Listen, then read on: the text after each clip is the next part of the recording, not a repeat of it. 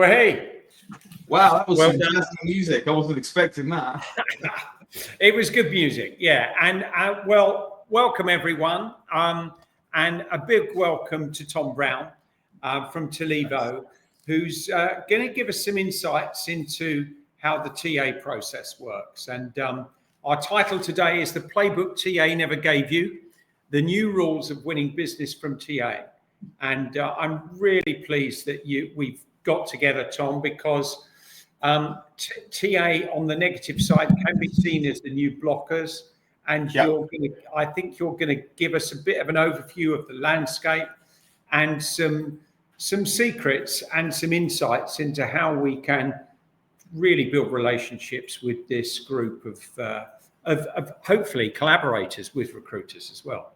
So now a bit of a spoiler alert. Dear Tom was in Reading yesterday, face to face with one of his new clients, had a full day with them. He then went to London to catch up with Bobby Banerjee, which is always a dangerous thing. Yeah. You had a mini curry club, and then you had to you were killing time to get to Luton Airport. Yeah, where you spent the whole night waiting for your plane. So you've had no sleep, but a lot of coffee.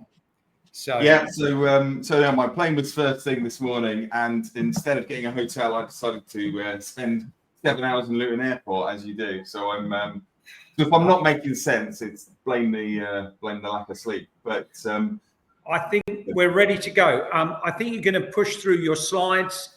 Yeah, absolutely. Feel free to put any questions in the comments in the Q&A, and I'll cover those with Tom at the end. Tom, take it away. And Nisha, I know you're in the background.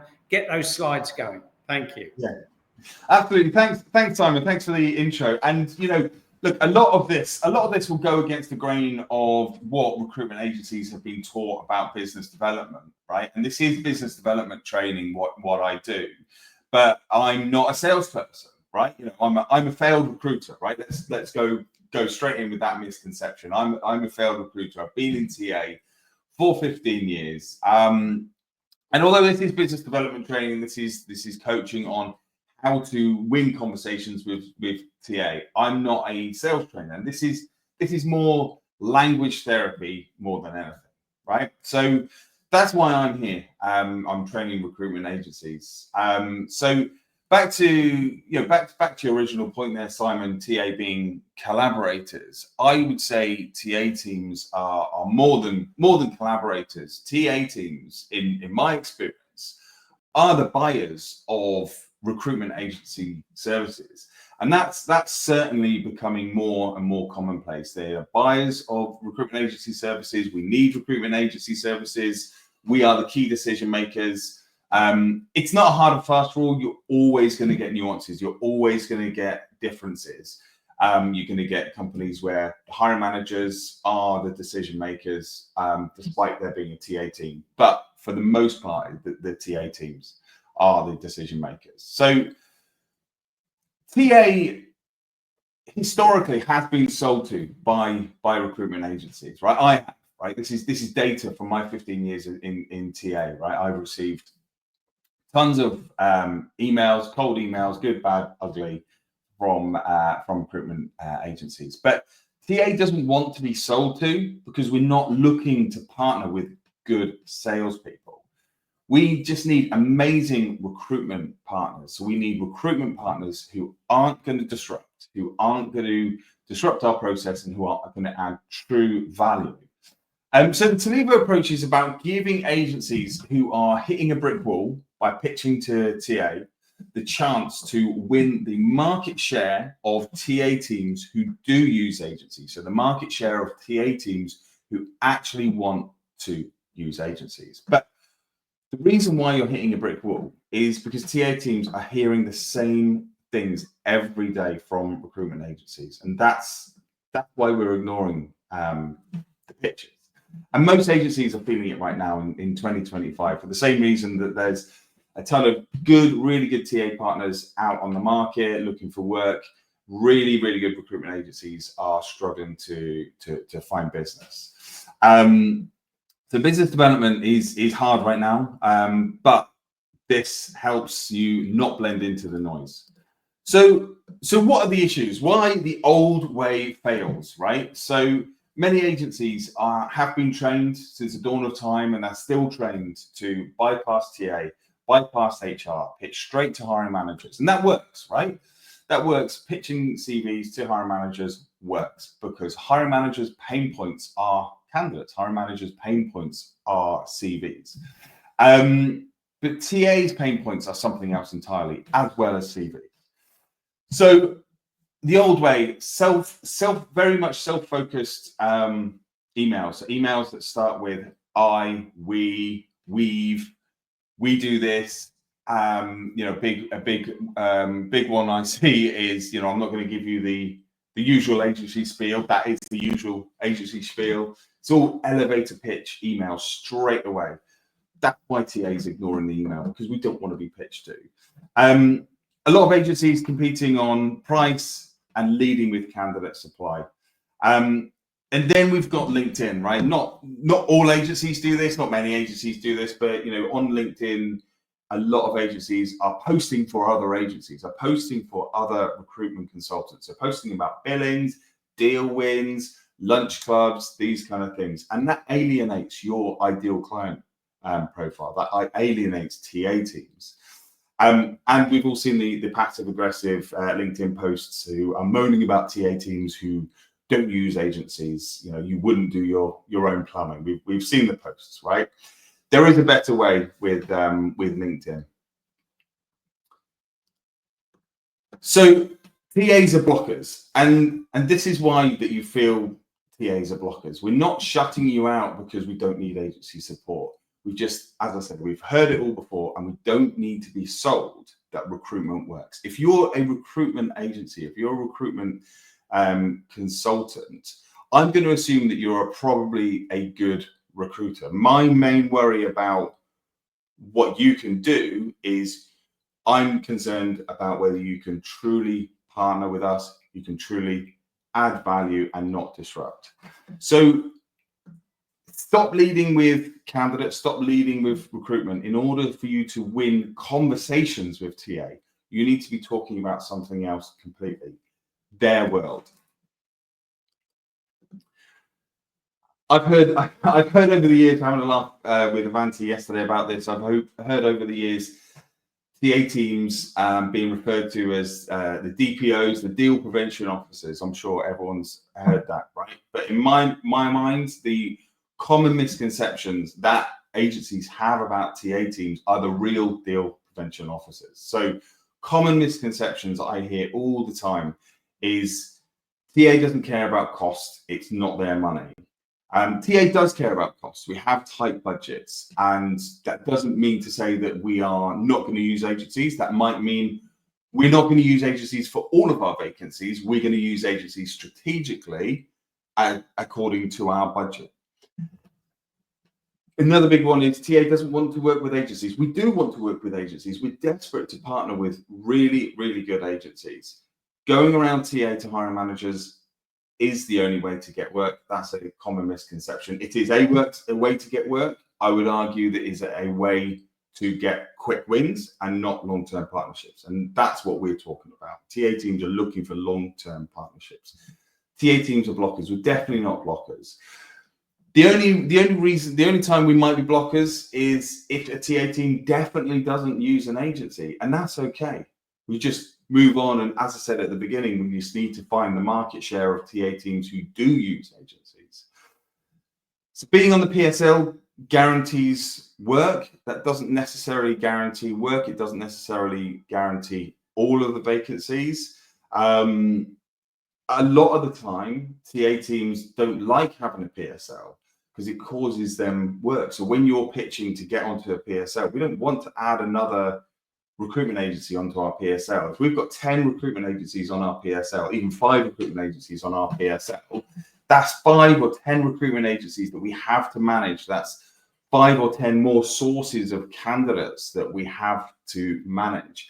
And the larger the PSL, the more CVs you get exponentially, because everyone knows that they're competing against other agencies. So the candidate quality tends to drop. my preference is to have a really small PSL of maybe one or two really good agencies. So a common misconception, as we said, about LinkedIn is we stand out by talking about ourselves, our candidates, and our fees in our outreach on LinkedIn. TA does care about what you post on LinkedIn. We would love to see insightful posts on LinkedIn, case studies on LinkedIn about a time that an agency has truly helped outside of just recruitment, truly partnered with a TA team. Big misconception is that, you know, TA, internal recruiters are failed recruiters, so TA is easier than agency recruitment. It's not. It's just very different, and we're dealing with different things. And my favorite is that TA teams don't or won't headhunt, and that comes across in a lot of messaging that we see from agency emails, from agency LinkedIn posts. Some of the best headhunters I know are internal. Whenever I work internally, I always headhunt. I always use LinkedIn Recruiter. I start to use Juicebox a lot more. Big misconception is we just put out adverts and hope we get the good candidates apply. So just to reflect on that a little bit. So why is there so much tension? Agencies feel TA are restrictive, and TA feels that agencies are disruptive. And we need to meet in the middle. And this is what Talivo is all about.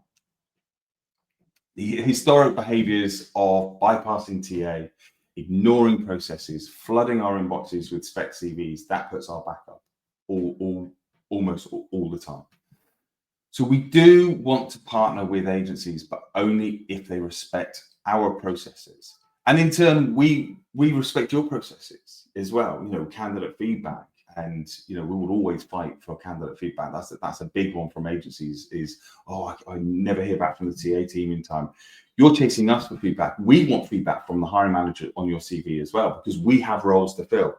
And if we're using an agency to fill those roles, we're using an agency for a reason. So we want you to succeed, because for those 2 roles that you're working, I might have 8 roles that I'm working, or 8 roles that my team is working. So back to processes. I won't go into it in too much detail because we'll be literally here forever. But what do those processes look like? And why do we need to know the processes? Why do agencies need to know this? Because most agencies only sell on sourcing, and that is one step of a 14-step process that we are dealing with. So TA teams, our world is more complex than just filling jobs. And believe it or not, you as agencies can add value at every single stage, starting from the planning stage. But on the flip side of that, agencies can and have disrupted every single stage, and that is frustrating. So when you understand our world, trusted partners win more business. So as I said, there are 14 stages in the end-to-end TA process, and you can break that down into 4 phases. So you've got planning, and that's where the sort of workforce planning happens, the prioritization of the roles, the approvals, sign off, the hiring manager brief. And then you've got the attraction stage phase, which is of course sourcing, screening, selection, employer branding is a big part of that. Obviously, we've got the stage where we are looking at job adverts, job descriptions, making sure we're not using outdated legacy job descriptions, making sure we are up to date with the terminology. And then, of course, you've got the assessment stage, which is everything from interviews, tech tests, candidate engagement, and then the offer and onboarding stages, which is just offers, onboarding, and then post-hire evaluation. And as I said, agencies can add value in some way at every single one of those stages. I would also argue that agencies can commercialize at some of those stages outside of sourcing, and that's what we dig deeper into in the Talivo approach training. One of the many things. So we're dealing with the 14-stage TA process, right? And as I said, you can disrupt at every single stage. An example of that is the classic specking CVs into the hiring manager. And I'll explain that, because when we get a job on, what we do, we brief the role with the hiring manager, as you would as an agency. You would brief the role with the hiring manager. So let's say we brief the role with the hiring manager on the Monday, and we say, right, we are going to work this role as a TA team directly. This week, I'm going to reach out to the market, reach out to candidates, source candidates, and then by Thursday, I'm going to deliver my shortlist to you. So on the Monday, I book in for Thursday a shortlisting session with the hiring manager. That happens. Most TA teams do that. So when a spec CV comes in on a Wednesday, to a stressed out hiring manager whose pain points is candidates, and some hiring managers go rogue and forget about process. That's not on you, that's on them. And a hiring manager comes to me and says, "No, don't worry about it. I've got this CV from an agency. They look really good. We're probably going to go with it. Don't want any more CVs." I, as the TA, I have wasted 3 of my days sourcing. I've got a shortlisting session booked in for Thursday, and I could have been doing other things. Also, 9 times out of 10, if that hiring manager does use an agency, that budget's coming out of my budget, not their budget. But why should you care about that? Why should you care about disrupting our process? Because when that hiring manager comes to me and says, "Right, yeah, we want to hire this person," if we manage to get it past procurement, if we manage to agree terms, because at the end of the day, in most part, TA teams are still the decision makers, we will reluctantly pay the invoice, but that's it. We'll leave it there. There will be no ongoing relationship. There will be no long-term partnership. And I'm not saying it doesn't work, because I know that there are agencies who have won partnerships by bypassing TA and then schmoozing TA through the back door. I'm just giving you a better way to do it, and that is always through TA. I won't go into the other stages where you can disrupt, because as I said, we'll be here forever.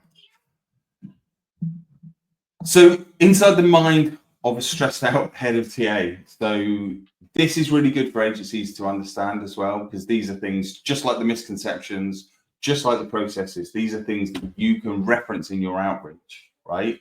Oh, I understand you are dealing with a hiring budget. You are dealing with pressure from stakeholders. You are dealing with having to balance protecting your employer brand and candidate experience and providing a hiring manager, a positive hiring manager experience. Hiring manager experience is something that agencies can really help with us with, right? But it's something that's also forgotten about, not really spoken about, because candidate experience takes center stage. So this is what's keeping them up at night, and surprise placements and agency fees that weren't planned, that weren't in the budget. It comes from spec CVs direct to hiring managers. Talk a little bit about objections, right? Because we've all had objection handling training, and a lot of objections when a head of TA says we don't use agencies, they might mean, or 9 times out of 10, if they do use agencies, they mean we do use agencies. It's just you haven't convinced us that you're the agency for us, because you have pitched to us, you have led with candidates, you have led with recruitment. We don't need convincing that all of that works. Genuinely, the TA team might not use agencies, and that's okay.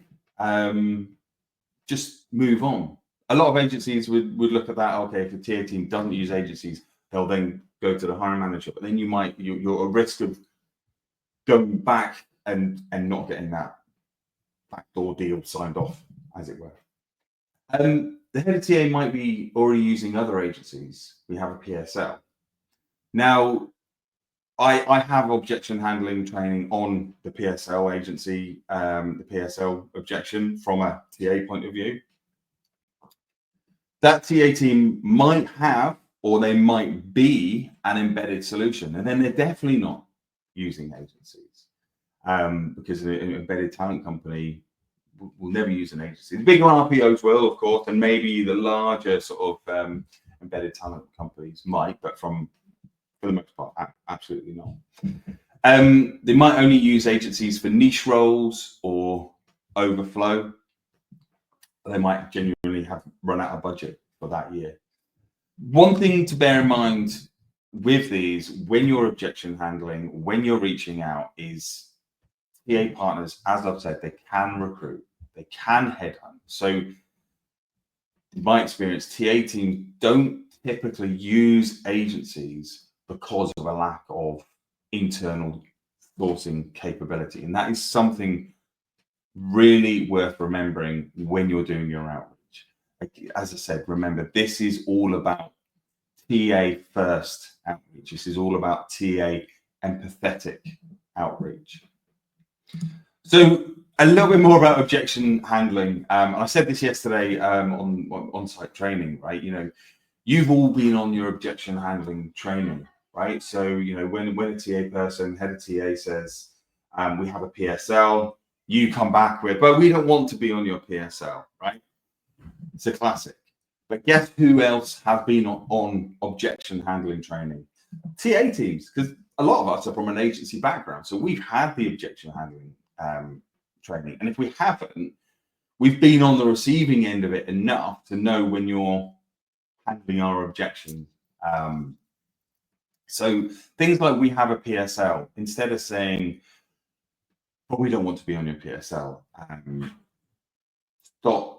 start asking questions, right? Start asking about our pain points outside of the PSL. Okay, you have a PSL for sourcing, but you might not have a PSL for an agency to go to if you need insights on salary data to get an approval across the line. You can also start, if you've got a good enough conversation going or good enough rapport, start asking questions about that PSL. And I'm sure you do, right?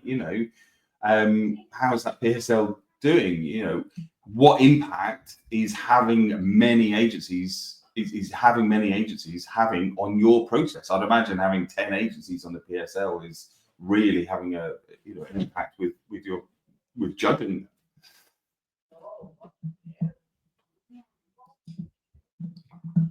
So this is what we see. This is, again, based on data from what I've seen over the years and what fellow heads of TA and TA people have seen over the years. So I run a TA community called Totally TA.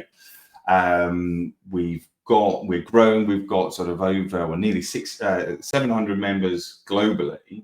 All of our Talivo clients, when they sign up and when they've completed the course, you get to go on a preferred supplier list, a sort of recommended agency list, which is within the TA community. So I do speak to a lot of TAs about this and about what they're seeing and getting example emails from them. And it's all the same. It's all pitches. It's all, we are experts in your industry. We have the best talent on the market. We've got a great track record.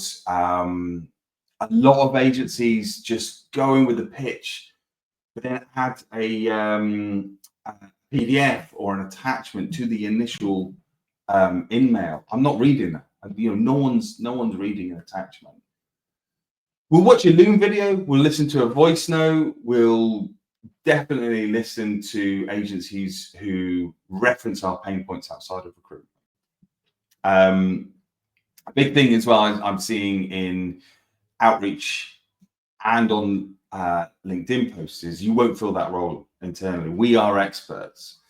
And the "we are experts" line is a funny one, because I always push back and say, well, You might be industry experts in your industry, but if a TA partner's been at a company long enough, not necessarily long enough, but they are also experts. They are experts in not only their industry, but maybe that type of role, but they're experts in their company as well. So they are experts on things that recruitment agencies can't tell from our job spec, you know. So a recruitment agency said, saying, I've got the perfect candidate for that company, but the TA team are blocking my contact. Well, how do you know you've got the perfect candidate? How do you know their culture? How do you know their salary? How do you know their working pattern? Whether it's hybrid, it's remote, it's full time in the office. You don't have the perfect candidate until you've had that true hiring manager brief, until you've partnered with that TA team. And we're hearing this all the time. They are forgettable and they don't make you stand out. So TA first outreach, what works? As I said, so start to refer to our true pain points. So reference our world, our process, not your candidates. A really good one to do, and I've sort of tested it myself with some outreach I did for when I was sort of selling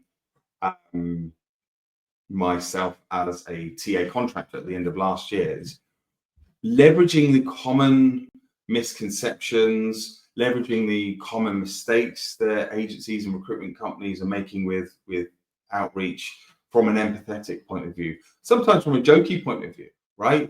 You know, hey, look, I'm a recruitment consultant, but don't panic. I'm not expecting a CV. I just want to find out more about, you know, what's going on in your world at the moment.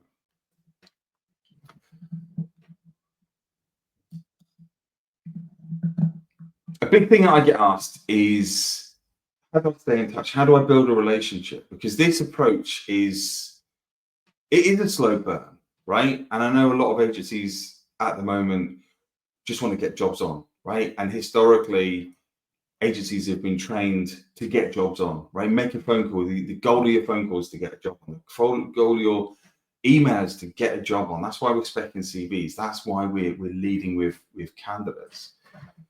But staying in touch and staying on top of mind without being pushy doesn't necessarily mean sending a message every month saying, have you got any jobs? Have you got any vacancies? Or we haven't spoken for a few weeks. You know, how are things? Are things getting busier? Leveraging LinkedIn is massive. And a lot of recruitment agencies don't post on LinkedIn because they don't see it as business critical activities for client acquisition. I would argue that it's the opposite, right? So as a head of TA, if I'm getting pitched by an agency, one of the first things I do is I'm going to jump on their LinkedIn, have a look at the posts and see if I feel safe reaching back out, right? And if there are no sort of, you know, posts on case studies about how they've helped other TA teams or how they've truly helped and added value with other companies, I'm not going to see them as an extension of my TA team, which is what your ultimate goal is, not to necessarily get jobs on, is to be an extension of your client's TA team. And that will naturally get you jobs on, but you're in there. It's sort of like you want to be like, not full embedded talent, obviously, but like, you know, contingency, a halfway house between contingency with a little bit of going towards those embedded value added services. So there's lots you can do on LinkedIn. I've got a guide on this as well. So, you know, sharing useful insights, salary trends, the usual, commenting on heads of TA posts. You can do searches on, I'm sure you know, you can do searches on Sales Navigator where you look up your ICP, and you can look up who's posted in the last 24 hours or 7 days, you know, so you can comment with useful insights and your own opinions on that. Max out your connection requests as well, and be really, really picky with who you're connected with, because it's all well and good. Obviously, you've got to connect with candidates and your colleagues, but if you're getting inbound connection requests from people you feel that they're going to sell to you, just as we do in TA, just be choosy with who you accept. But max out your connection requests as well. LinkedIn gives you 20 a day, 100 a week, and map out who you want to speak to in TA. Map that out very carefully as well. So a big mistake that agencies make is reaching out to TA partners, individual contributor, internal recruiters, TA admins, HR admins, all of these people. All of these people are fine to engage with on LinkedIn, because if they see your posts and they comment on your posts, the TA decision makers will see there is their engagement. But you don't want to be reaching out to anyone, I would say, below TA lead level.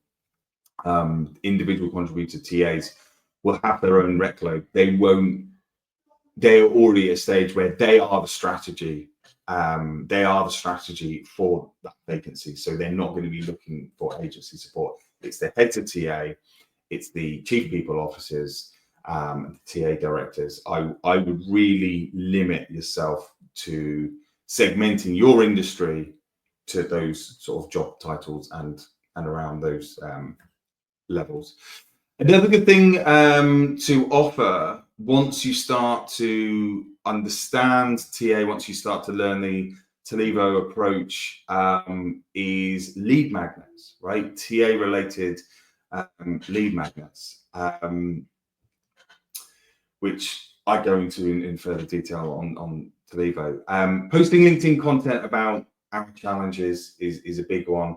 And yes, you can keep posting about agency wins, but I'll keep it to an absolute minimum, because that's not what we want to read about. You might want to share that with your fellow recruitment consultant network, but when you do, you're just going to get engagement from your peers, which isn't client acquisition.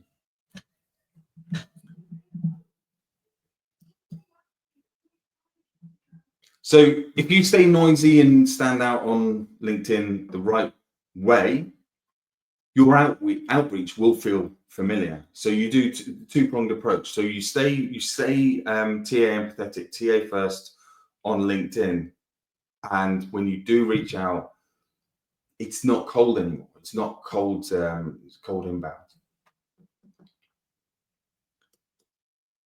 So I think that's it, Simon. This is not, just in summary, this is not a silver bullet, right? This is not, as I said, you're not going to sort of win roles instantly with the Talivo approach. You will eventually. It's just a better way of business development with TA teams. It positions you to win the share of business that is out there with the TA teams who do genuinely want to work with really, really reliable recruitment partners. It will still take effort, as business development does, right? Persistence, resilience. You might need to use some technology, outreach technology. I've dabbled in the growth machine, can highly recommend it. But with the Talivo approach, you won't sound like everyone else. So what you'll learn from the Talivo approach will definitely what you want, right? How to win business with TA teams, how to commercialize TA's main points outside of just sourcing, why we use agencies, why we don't use agencies. That's a massive one. You know, I sometimes get heads of TA on talking about why they're scaling back on agency use, why they're not using agencies anymore. That's really important for you to understand.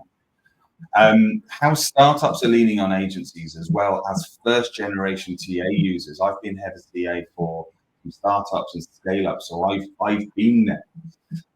Why the old way is failing you, of course, with TA, and how to stand out, go up as a long-term partner, not just as a transactional vendor.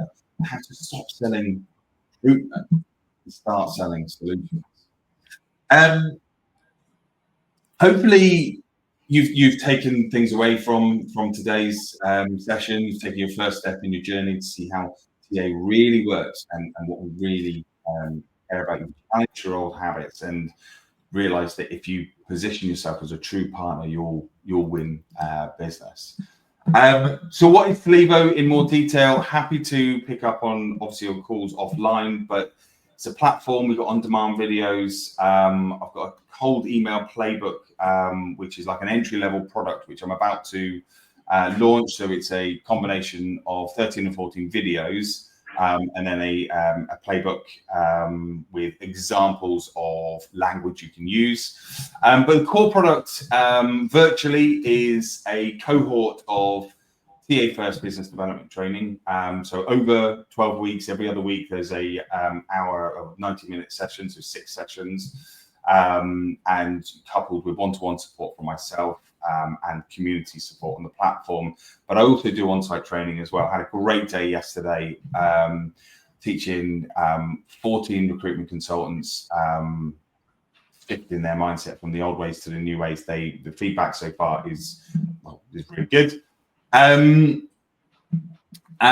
here's what others have said, right? So I've got one client who has won 110 grand's worth of perm pipeline just purely using the Talivo approach. And not only that, it gives you confidence and the language to show up differently in front of TA teams and stop getting ignored. One lady, based on my free workshop, didn't really find the content or advice useful, but then again, she admitted she missed the last 30 minutes. I thought I'd chuck that in there for a bit of balance. And another guy, I know he's on this call. I think he secured 2 or 3 new TA clients, which ended up one of them being worth 3,000 hours a week in contract runners. And that was actually just from a LinkedIn Live initially. Now I'm working with him closer. So final slide, I promise. Why don't you BD me? Right, so connect with me on LinkedIn if you're not connected. Send me your best pitch, right? Either the old way or pitch me with things that you've learned from today, and I'll tell you whether you'll get ignored or why you're being ignored, and then we can chat about fixing. Tom, that's great, and I love that last element of. This would be good practice for people on the call today, and we've got nearly 100 on the call, to pitch to you as a TA person, and for them to get some feedback directly from you on what was right, what was wrong, and what how they could do things better. I shared with you earlier, my daughter's recently returned from Sydney, working in recruitment over there for 2.5, 3 years. She was in recruitment over here for 2 years, and she's gone internal to a legal firm not far from where I am. And she said to me the other day, she said, the quality of engagement and pitches I get from recruitment is immensely. Some are awful and some are really good. Her company actually puts on their website, I shared with you, we welcome applications from recruitment companies because they're in the legal market and they're struggling to find the talent. Lawyers are risk averse, so they don't move very much. But she said, I was amazed at how bad some people are and how rude they are, how recruiters, and they don't follow process. Someone that's on their PSL, she gave the process to, and he completely ignored it and fired in 6 candidates. She said, what we really want from you to start with is if you send your best 3, and later on the day, he sent 6. She said at least 4 were completely irrelevant. My soon-to-be son-in-law, who she met in Sydney, he's now gone EY for, I won't mention the name, it's one of the big 4 accountancy firms globally. And he said, we've got one recruitment company on our PSL that supports my division. And he said, I'm not really happy with them. And he went to his boss and said, look, I could find better recruitment businesses to do this. And actually, he was really perturbed that, and I think this might be a frustration that other people find. His boss said, look, we don't want to deal with more recruitment companies. We'll stick with these guys. And I won't say his name because it might get out, but he said, we need to expand this because if we want the best people, we've got to have the best recruitment company. So he's having that battle with his boss at the moment. but I think sometimes that works. And he's a really professional recruiter and understands, and a bit like my daughter, what good looks like. And it's a bit frustrating if you're on the other side of the fence. You know, Andy Dunn really well, was a brilliant recruiter before he set up his own business. And then when COVID hit, he went internal. He said it was one of the best things he ever did. It really honed his skills in a different way, dealing with talent with a major global corporation. So we should have a lot more respect as recruiters for TA. They're not useless recruiters or failed recruiters. They're just doing things differently.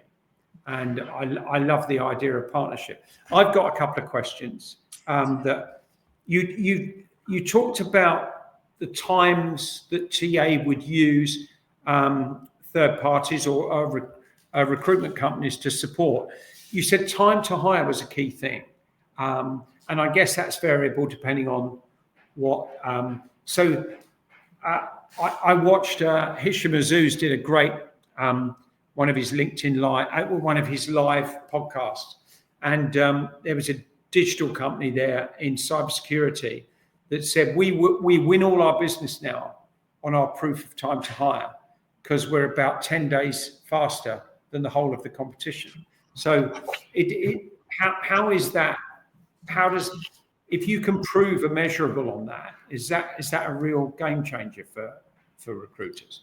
Or is it a good question to ask? It is absolutely, and it has been for quite a few years. But I've seen more recent debates, especially in a market where we are overwhelmed with candidates, right? It's a candidate-heavy market, right? So at the moment, it is about time to hire, but it's balancing that time to hire with quality of hire as well. Yeah. So I think, yes, reference time to hire, but I think if quality of hire, the balance gets referenced as well. Yeah. Because time to hire suggests that, right, we can fill your jobs quickly, right? Yeah. And although that is, from a business point of view, we need these people, to start it. But we don't want it to be rushed, right? We don't want to get the wrong hire. So time to hire is, as I said, needs to be balanced with quality of hire as well, without rushing. Yeah, you mentioned a point quite at the end there on commercializing some pain points. Yes. I'll give you an example that would. I know a company that was hiring recently.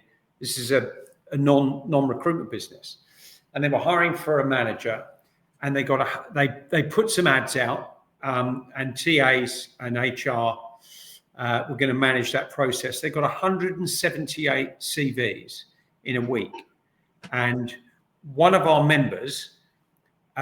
We're in discussion with them to break through the door, and they said, "How are you going to work through that?" And they said, "It's a flipping nightmare." We've sort of got 3 lists, and in the end,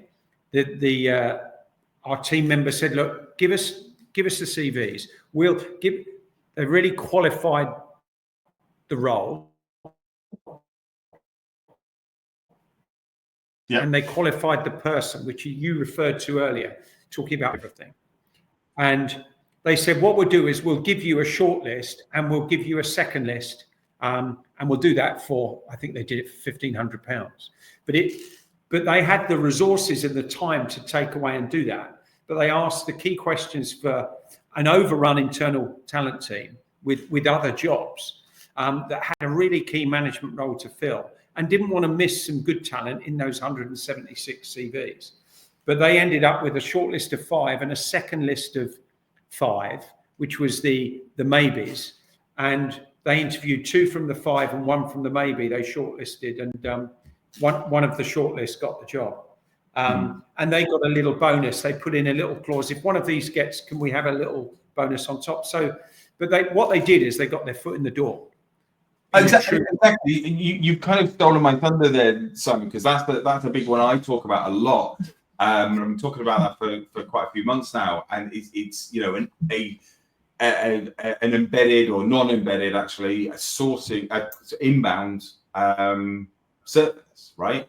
And the best way to pitch that is the same way you would have pitched a candidate when you see a role being advertised, right? Yeah. And you kind of reverse the pitch. You kind of see a role being advertised, or I see you're advertising for a software developer.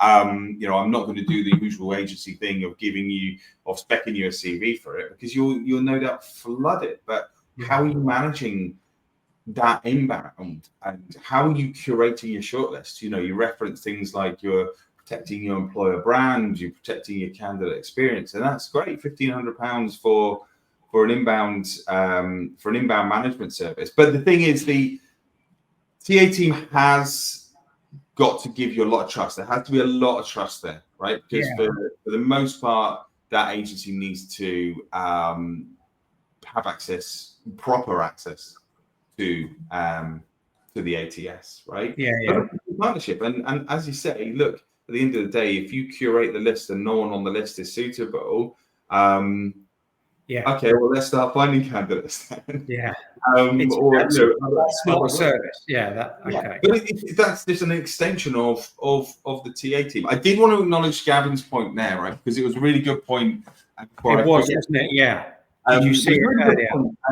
It's something that I get asked all the time, right? And as I said earlier, you know, you get good hiring managers, you get bad hiring managers who go outside of process. You get, you know, agencies who go outside of process. You get agencies who respect the process, and you do, sadly, you do get TA teams that don't partner with agencies properly, right?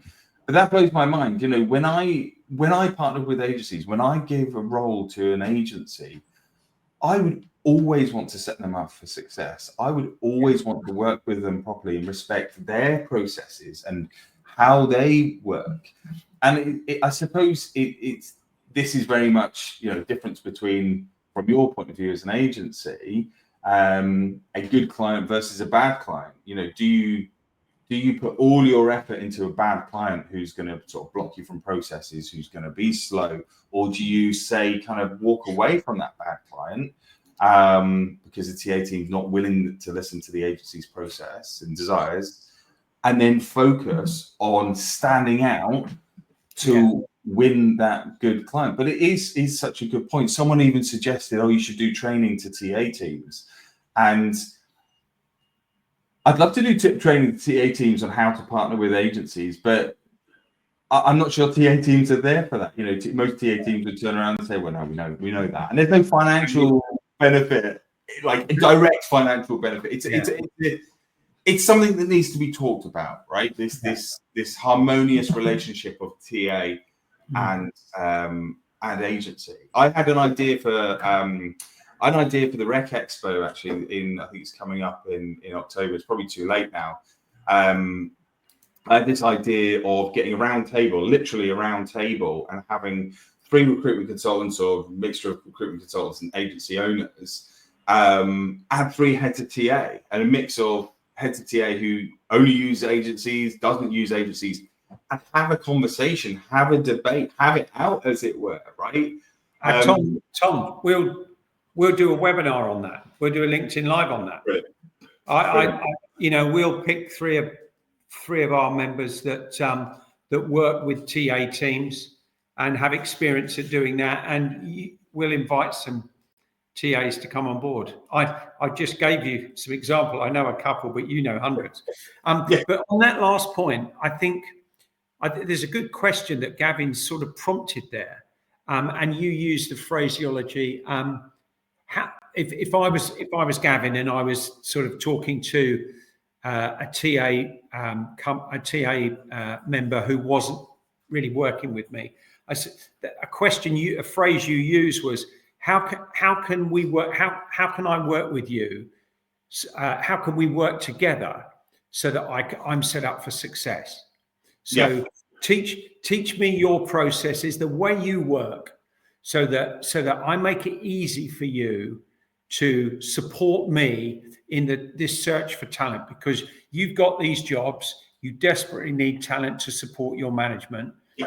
I want to succeed with you on this, and you tick the box with your hiring managers, and we start to build a relationship of trust, complete trust with each other, so that we understand exactly what the goals are and what the timescales are, so that we're, as you said, so that we're both set up for success. That's a good question for a TA. Yeah, it's perfect. It's perfect. It's like any relationship, one of the recruiters on the course yesterday said, I want to book in a weekly catch up with my client, with my TA client. But a lot of the times TAs either cancel last minute or they don't want to book in a weekly catch up. And I said, it's like any relationship. Take a step back. Why do you want a weekly catch up? If you are in constant contact with them about the process, you won't need that weekly catch up, right? If you are truly adding value to their process, being an extension of their TA team, they'll know it. Good. Can I just ask a couple more questions that you had when roles not covered by TA? I used to work in the fascinating world of health and safety recruitment, which made up 0.02% of the working population. So when TA got health and safety jobs, it was like, where do we look for these people? So we were lucky in my old company at Principal People, who are team members, to sort of support lots of TA teams with health and safety candidates. But a lot of the time they tried and failed because some of them didn't want to let go of jobs. So, and that was a bit of a weaker education from our point of view with those TA teams to say, we can help with this. They thought they could handle that. But the other thing you also mentioned was defining overflow. So can you define overflow? Because that's when TAs look elsewhere. And how can recruitment companies engage with those TA businesses to understand the roles that are not covered, and B, understand the sort of the workflow of those organizations, because there might be peaks and troughs annually. Is it just about asking lots of questions and beginning to understand those businesses? It's about, so going back to my point about trying to win jobs from the first email.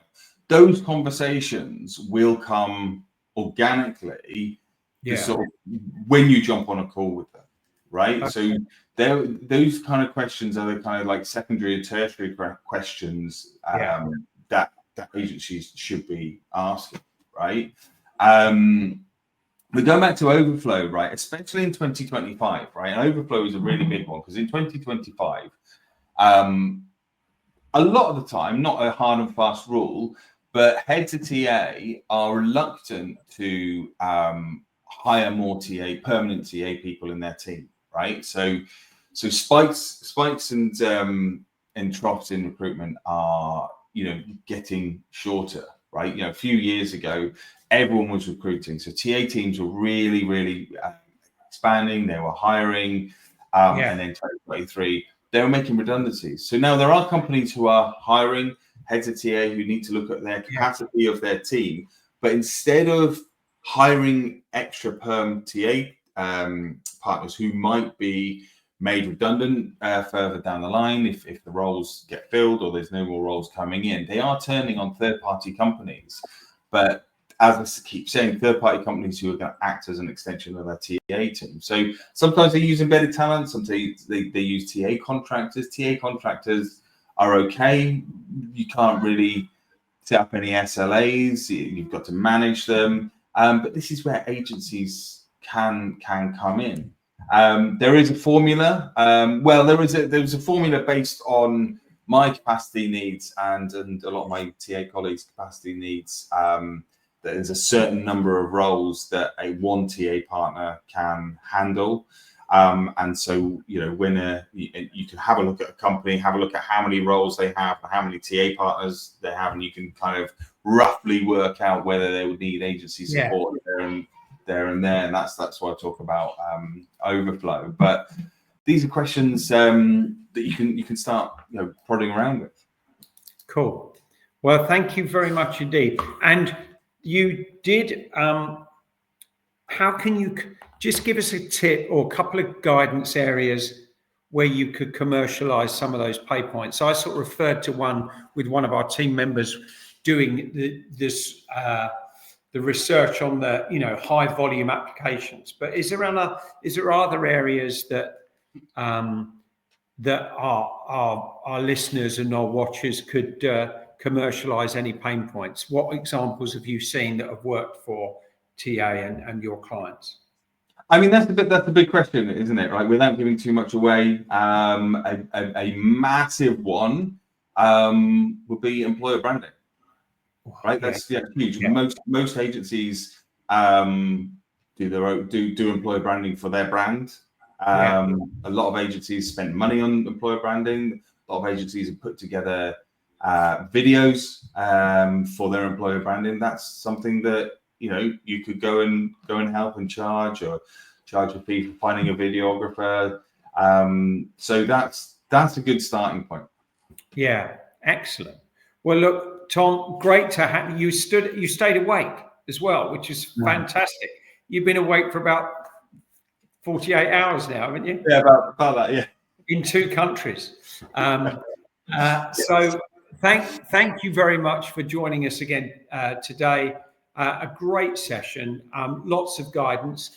Don't forget, everyone, make a pitch to Tom as a TA person and you as a recruiter, and he'll reply back to you with some good points, bad points, etc. And didn't you have an offer for the best one you were going to get? Yes, yeah. The best one gets a free coaching session. Hey, come on, you lot. Let's start pitching to Tom and have a free session with him for the best one you get. So hone those skills. Tom, thank you very much. Look forward to seeing you. I might see you at Rec Expo then in Birmingham. Yeah, if I get down there, yeah. And I think I'm seeing you in September in London. Of course you are. Forgot all about that. September the 18th. All right. Looking forward to that, Tom. Thank you, everyone, for joining us today. Bye for now. See you again soon. Thanks, Cheers. everyone. Bye.